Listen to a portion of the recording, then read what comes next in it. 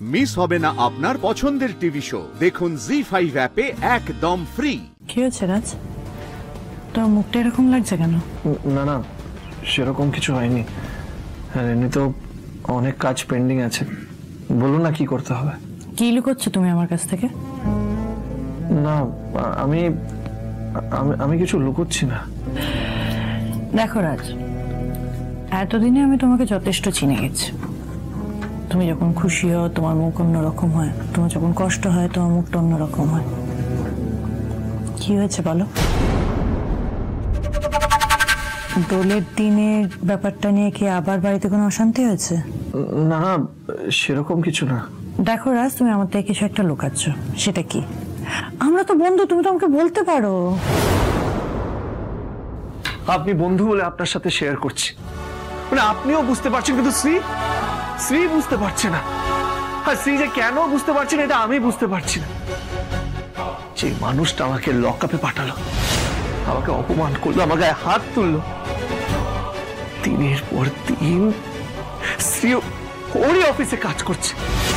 আর শুধু তাই নয়, ওর গাড়িতে বসে অফিসেও যাচ্ছে, আর আমাকে পুরো ব্যাপারটা সহ্য করতে হচ্ছে।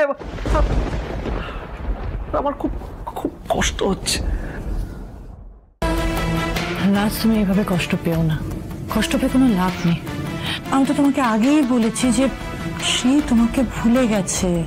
কিন্তু এই পুরো ব্যাপারটা আমি কিভাবে মেনে নেবো বলুন? মানে নিজের চোখের সামনে দেখছি শ্রী এতটা পাল্টে গেছে, এটা আমি কি করে মেনে নেব? মেনে তোমাকে নিতে হবে রাজ, না হলে তুমি প্রত্যেকদিন একটু একটু করে কষ্ট পেয়ে শেষ হয়ে যাবে। সেটাই তো হচ্ছে। আর শ্রী আমার থেকে মুক্তি পেতে চায়, তাও আবার ওই নোংরা লোকটার জন্য। মানে আমি জাস্ট ভাবতে পারছি না। তো যেটা চায় তুমি ওকে সেটা দিয়ে দাও, মুক্তি দিয়ে দাও শ্রীকে।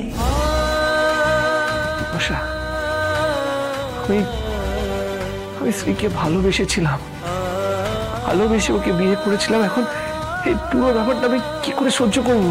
দেখো রাজ, পারতে তোমাকে হবে, কারণ তুমি জোর করে কাউকে আটকে রাখতে পারো না। আর আটকে রাখলেও জোর করে তো কারো ভালোবাসা পেতে পারো না তুমি। আমি যে ওকে আজও ভালোবাসি, এটা কি শ্রী বুঝতে পারছে না? না রাজ, শ্রী বুঝতে পারে না, কারণ ওর মন এখন অন্যদিকে। তুমি ওকে ভালোবাসলেও, তুমি ওটা বুঝলেও ও তোমাকে বুঝতে পারে না, কারণ ও তোমাকে গুরুত্ব দেয় না। শ্রীয়ের জীবনে এখন তুমি গুরুত্বহীন। আর এটা তুমি যত তাড়াতাড়ি বোঝো তোমার জন্য ভালো, না হলে শুধু তুমি নিজে কষ্ট পাবে রাজ। এখন আমি কি করব? আমার যে কিছুই মাথায় আসছে না। দেখো রাজ, একটা স্টেপ তুমি নিয়েই নিয়েছো, ডিভোর্সটা ফাইনাল হয়ে গেলে তুমি নতুন করে তোমার জীবন শুরু করো। না না বিপাশা, এটা সম্ভব না। কেন সম্ভব না? পৃথিবীতে তো কত মানুষ ডিভোর্স করে আবার নতুন করে সংসার শুরু করছে। তোমার প্রবলেমটা কোথায়? পৃথিবীতে অনেকে অনেক কিছুই করতে পারে, কিন্তু যখন একটা মানুষ তার পৃথিবী হয়ে যায়, তখন